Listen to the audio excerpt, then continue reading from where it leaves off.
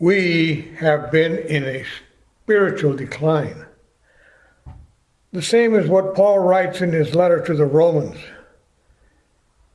And it traces a progression of a spiritual decline that was evident then and is just as evident today. In chapter 1, verses 19 to 23, what can be known about God is clear to them because he has made it clear to them. From the creation of the world, God's invisible qualities, his eternal power, his divine nature have been clearly observed in what he made. As a result, people have no excuse. They knew God but did not praise and thank him for being God. Instead, their thoughts were pointless and their misguided minds were plunged into darkness. While claiming to be wise, they became fools. They exchanged the glory of the immortal God for statues that look like human mortals, birds, animals, snakes. Today we can say even the earth and the climate. Men have become fools, exchanging the glory of the immortal God, giving it to themselves, saying or implying also that they have the knowledge and the wisdom of God. They're following the same lie and deceit and silliness that Lucifer, Satan, the devil, tempted Eve and Adam. Hey, God doesn't want you to eat from the tree of the fruit of good and evil because he knows you're going to be like him and know everything.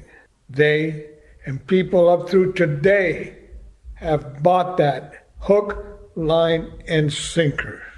In Romans, the first chapter still, verses 26 through 32, Paul writes that for this reason God gave them up to dishonorable passions, for their women exchanged natural relations for those that are contrary to nature.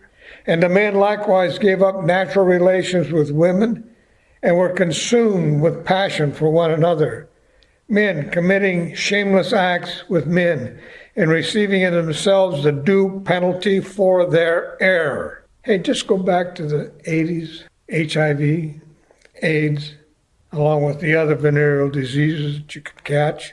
You know, we can name those in this administration and previous administrations.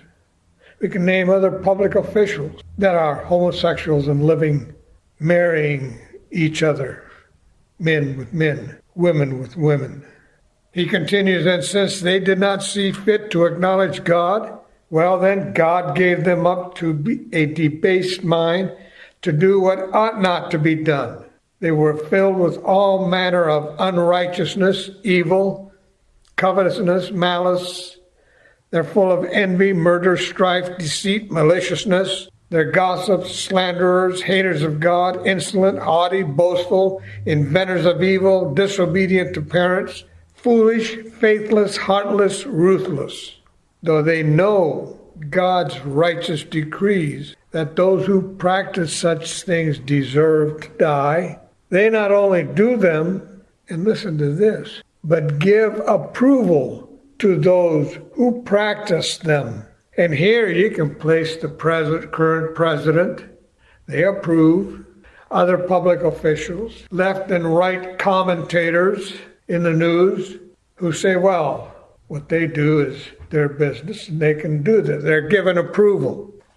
Look, I don't know, and I don't believe anyone knows if and or how God's wrath will fall on this nation that lives literally like the devil while claiming to be good Christians or just good people.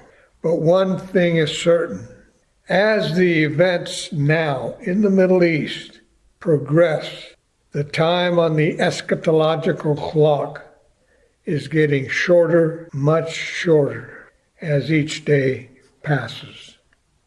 So we must look up to the heavens and do as Daniel did and pray and ask the Lord to pay attention and not delay, and ask for his mercy for this nation. This was a snippet of this coming Sunday's message. You're welcome, if you want to, come to Quaco Baptist Church here in Savannah and hear it in its entirety. It's not long. It goes to the heart of our problem. If you have any questions, there's an email address there on the screen. Drop me a line or comment on Facebook or YouTube.